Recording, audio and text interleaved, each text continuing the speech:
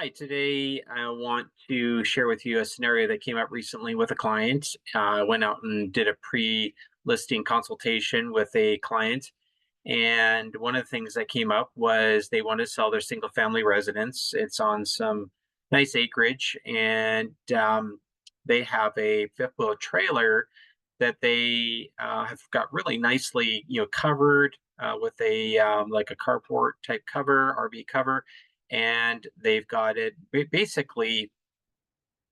Um, uh, I would say it's not affixed to the ground, but it's definitely, it's got a porch on it. Like it's very much something you would see in a park, for example. That's a long-term resident. Let's just say that it's definitely not something that you could just hook up a vehicle to and pull it out of there.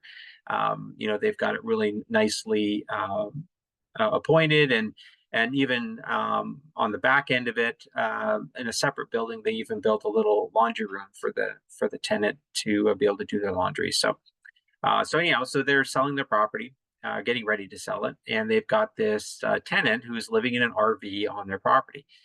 And so we talked a little bit about that. Obviously, they're going to have the title available to be able to convey the title along with the sale of the property. And the other thing we talked about was what kind of lease or rental agreement that they have currently with the tenant.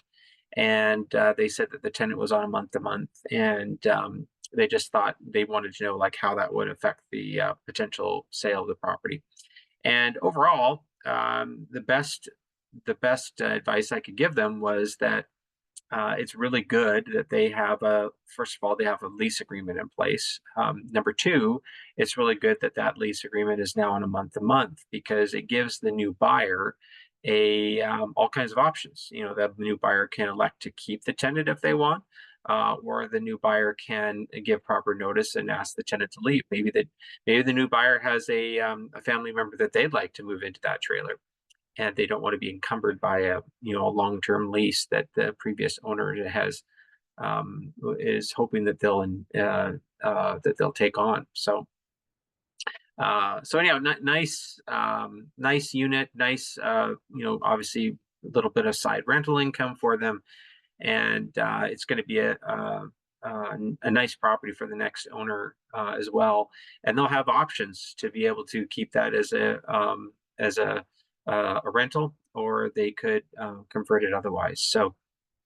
But the key piece there is just leaving the options open, because you just don't know what your next buyer is going to want to do or not want to do. And the fact that they've got that ability to maneuver, and whoever buys the property is going to want to see a copy of that lease.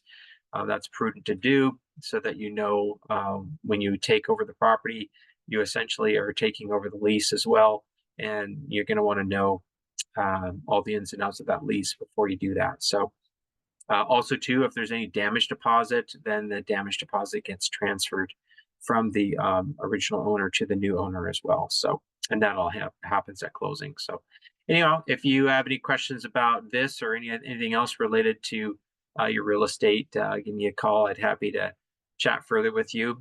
Cell phone is 206-949-3793. Talk to you soon.